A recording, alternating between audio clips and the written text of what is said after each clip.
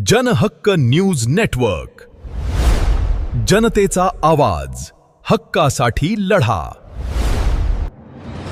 नमस्कार, मी शब्बीर खान गुने खान आणि तुम्ही पाहत आहात जनहक्क न्यूज नेटवर्क. मित्र हो, लोकशाहीचा चौथा स्तंभ जेव्हा प्रश्न विचारतो तेव्हा प्रशासनाचे पाय लटलट कापायला लागतात.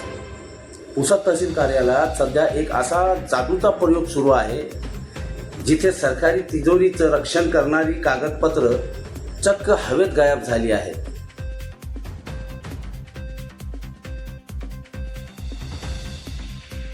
हे आहे NPH धान्य घोटाळ्याचा आणि पुरावा आहे तहसीलदाराचं पत्र. एप्रिल 2022 ते डिसेंबर 2023 या कालावधीतील 2 महत्त्वाची परमिट बुक आणि आवक जावक रजिस्टर चक्क गहाळ झाली आहेत. प्रशासनाचं म्हणणं काय तर म्हणे कार्यालयाचा सुशोभीकरण सुरू होता, कपाट हलवली आणि त्यात रेकॉर्ड गायब झाला. रेशन गरिबाच्या ताटात पोहोचलं की भ्रष्टाचाराच्या गोदामात.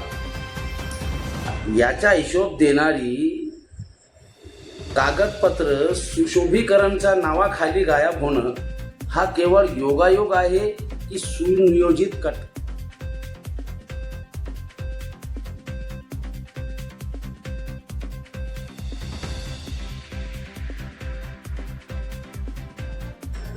जनहक्क न्यूज नेटवर्कच्या पाठपुराव्यामुळे आता प्रशासनाला जाग आली आहे. महाराष्ट्र नागरी सेवा नियम 1979च्या नियम 6 अनुसार कर्तव्यात कसूर करणाऱ्या तत्कालीन परमिट लिपिक आणि गोडाऊन लिपिकावर शिस्तभंगाच्या कारवाईचा प्रस्ताव जिल्हा पुरवठा अधिकाऱ्याकडे धाडण्यात आला आहे. पण प्रश्न असा उठतो की केवळ खालच्या स्तरावरील कर्मचाऱ्यावर कारवाई करून हा विषय दडपला जाणार का? या मागील मास्टर माइंड कोण?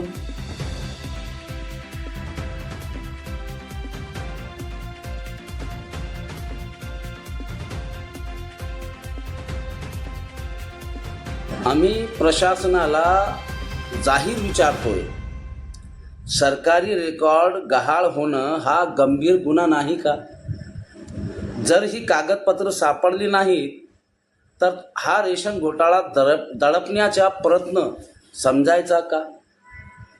माननीय जिल्हाधिकारी आणि विभागीय आयुक्त महोदय, जनहक्क न्यूज नेटवर्क या प्रकरणाच्या शेवटपर्यंत पाठपुरावा करणार आहे. जोपर्यंत गरिबांच्या हक्काचं धान्य कोणाच्या घशात गेले हे स्पष्ट होत नाही तोपर्यंत आमचा लढा थांबणार नाही.